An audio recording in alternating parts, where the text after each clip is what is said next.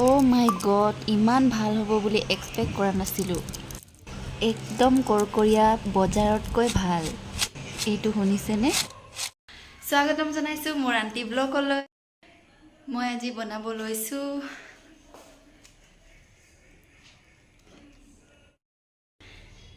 এইটো আমাৰ ঘৰৰ কাচকল হয়। চাই থাকক আজি ইয়াৰ পৰা মই কি বনাওঁ। ঘৰৰে কাচকল এথুকা কাটি আনি থৈছিলে, তাৰে মই কেইটামান কাটি আনিলোঁ। প্ৰথমতে কলখিনি ধুই মেলি বাকলি গুচাই দিলোঁ। বাকলি ভালকৈ গুচাব, কিন্তু বাকলি অলপো যদি থাকি যায় নহয় খাওঁতে কিন্তু ভাল নালাগিব।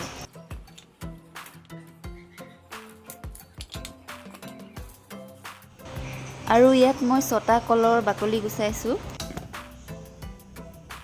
তাৰপিছত কেৰাহীখন পাতি দিলোঁ। কেৰাহীত পানী শুকোৱাৰ পিছত ইয়াত এতিয়া মই ৰিফাইন তেল দিম। তেল কিন্তু ভালেখিনি লাগিব, কাৰণ চিপছখিনি ডুবি যাব লাগিব, নহ'লে ভালকৈ ফ্ৰাই নহ'ব।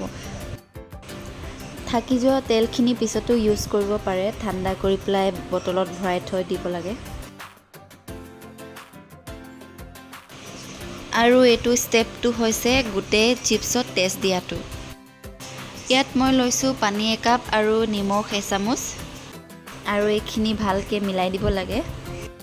আৰু এইখিনি পানী মই কোনটো টাইমত দিম আপোনালোকে গম পাই যাব অলপ পিছত। আৰু এইফালে তেল গৰম হৈছেগৈ, আৰু হ'লেও এবাৰ চেক কৰি চাওঁ।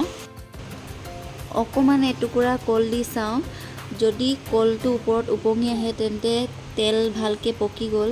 তাৰপিছত আপুনি চিপছখিনি দিব পাৰে। ৰুকনি দি ৰুকি ৰুকি লগালগ দি গৈছোঁ কলখিনি।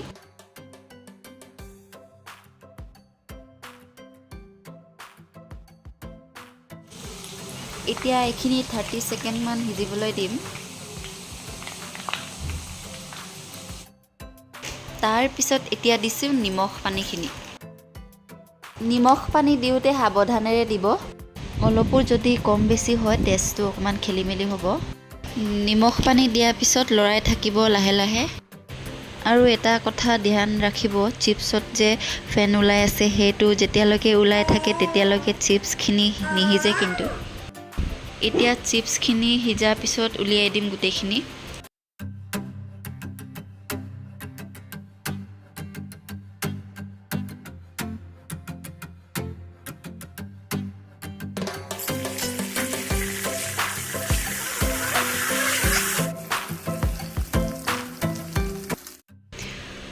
এয়া দেখি গম পাইছে নিশ্চয় কিমান ভাল হৈছে। আপুনি এক্সপেক্ট কৰিব নোৱাৰিব কিমান ভাল হৈছে। বজাৰত পোৱা সেই আলুৰ চিপছতকৈ 100 গুণা ভাল হৈছে। কিমান ক্ৰাঞ্চি, একদম কৰকৰীয়া, আৰু 10 মিনিটতে বনি ৰেডি হৈ যায়। ভিডিঅ'টো চাই ভাল পালে যদি লাইক এটা কৰি দিব। Thank U.